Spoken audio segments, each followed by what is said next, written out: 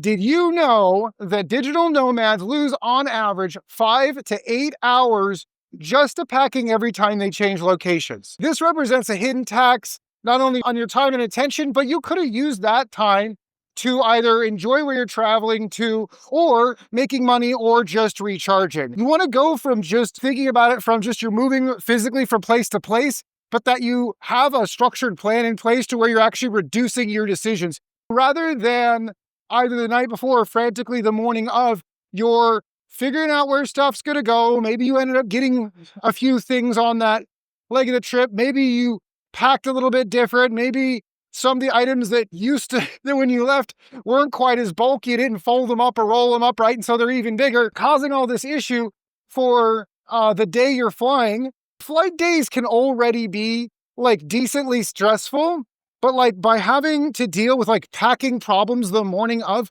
you dramatically amplify how stressful it is. If you want to dramatically increase your packing game, these are my 4 steps to take it so that you are able to pack in under 15 minutes the morning of your flight. Step number 1 is triage your stuff. You're basically going to take all of the things that you're traveling with and put them into 3 different categories. You're going to have stuff that you want to use as soon as you hit the ground. So I typically like to put those in my carry-on bag. If you're traveling with a check-in bag, if your check-in bags are lost or delayed by a day or 2 or something like that, like the stuff that you need to have, your toiletry bag, a few days worth of clothes, your electronics, your valuable items that obviously if you were to lose, that would be a bigger financial impact, and your computers. I think a lot of us have seen these videos where airline staff, the ground staff, is not necessarily being very careful with the luggage, and they're dropping them and banging them around. Things that are like fragile, you probably want to bring as a carry-on. One example of that is my external display that I put into my computer to try to reduce some of my carry-on weight. I put it in with one of my check-in bags, and sure enough, when I was flying from Thailand to Korea, sure enough, when I got to Korea, the screen didn't work anymore. It had a critical failure as a result of impact to the screen itself. Second category of time-related items are basically like your daily use stuff, your things that you may not need on flight day, but basically like things you're going to take to your other places. If you have like any kind of day pack or anything like that, you probably pack that in there. And I typically would put that in my carry-on luggage. And if you're traveling with any supplements or any of items that are like for work or for the gym or for other stuff, that it's not going to totally fuck up your trip if they're delayed by a couple days because they lost luggage. And really what this is about is that you don't have to go digging through your luggage to find stuff when you need it, that everything you need as soon as you land is in one bag, and then everything you need is for like your day-to-day activities is in one compartment in your check-in bag, and then the other compartment finally is gonna be dedicated to items that you don't need right away, like stuff like maybe if you have backup items, redundant items. If you're traveling mostly in warm weather countries, maybe that would be where you'd have like an extra hoodie or a pair of jeans or something you're probably just not going to be wearing like that often, and other things that like through the course of your travels you've just identified as like not stuff that you use very often or at all, that might be the kind of stuff that you would later on either want to send back to home or send to what I call a continental hub, which is basically just a storage unit you have within the continent that you're traveling in. I have a video for that. And so you basically have these 3 different categories broken down by time so that when it is time to do whatever that activity is, you already know where all the stuff is. You're not digging around or looking for it. It's all already basically set up appropriately. Right, step number 2, never truly unpack. Live out of your suitcases, leave them, unfold them, open them up however you can, and basically use those as your drawers that you go in and you access. And obviously there's a little bit of a space constraint, but depending on where you're staying, but to the extent possible, you want to not be taking all of your stuff and putting it away in the drawers and the hangers and the closets and all the other stuff. If you have like a specific item that you need to iron or like that or dry clean, like do that, but make it a one-off item. Don't make it everything. I know people that do that unpack all of their luggage. Part of the way you do this is you adapt your packing system to be somewhat modular. You have one of those little hygiene bags that you can take in, you can hang it up, and then you can have whatever your little stuff is, you know, your razor, your toothbrush, all your other stuff, still in the bag so that when you're taking it in and out, it's always sort of like there in the immediate area so that you're not remeasuring what needs to go in where. You don't have multiple hygiene bags with stuff coming in and out. I actually will cook at some of the places I'm at if I have a decent kitchen.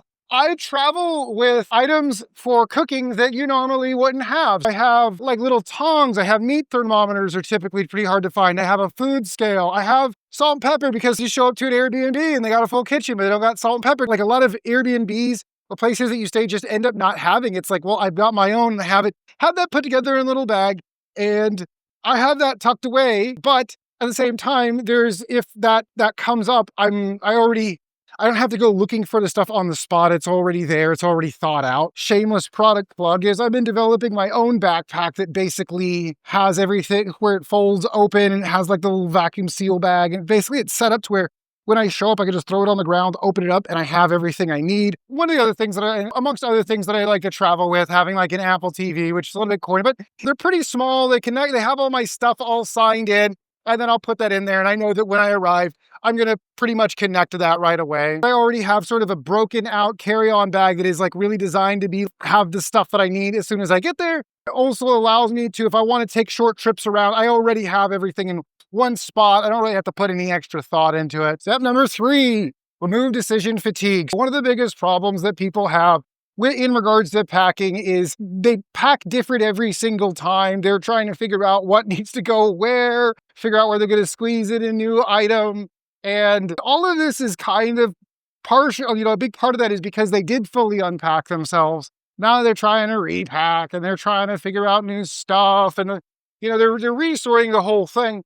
And that makes things a lot more stressful because sometimes what you end up finding out was you do have an extra item, you're going to have to get rid of something. And now all of a sudden you're like, well, what am I going to get rid of? And that's going to slow you down too. Do you see like these big tech CEOs like Steve Jobs, Mark Zuckerberg, they're always wearing the exact same outfit because they know the fact that decision-making fatigue actually takes up energy. So the more decisions you have to make throughout the day, the lower quality every one of those decisions will be. You have so much focus and energy to think critically and analyze stuff, and you have to spread that across 80 decisions throughout the day.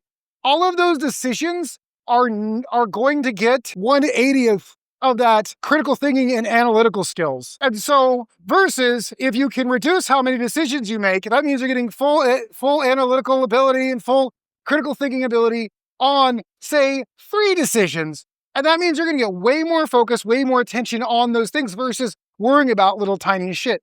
So by all means, because you're going to have so much stuff already thinking about and moving pieces and things that are either like problem solving stuff to prevent something from becoming a bigger problem or a major issue. And also when you're traveling, you're trying to think of like, how can you make decisions that are going to maximize your enjoyment? Trying to pick between what t-shirt you're going to take or what scarf you're going to take is causing a little bit of extra stress, and it's eroding the entire rest of the other travel experience, both of like preventing other kinds of problems that might be a little bit more significant, but then also reducing your ability to make good decisions as far as like the places you're going to visit, the places you're going to eat, what you have to choose between different people you're going to meet up with or tours you're going to go on, and all that other stuff.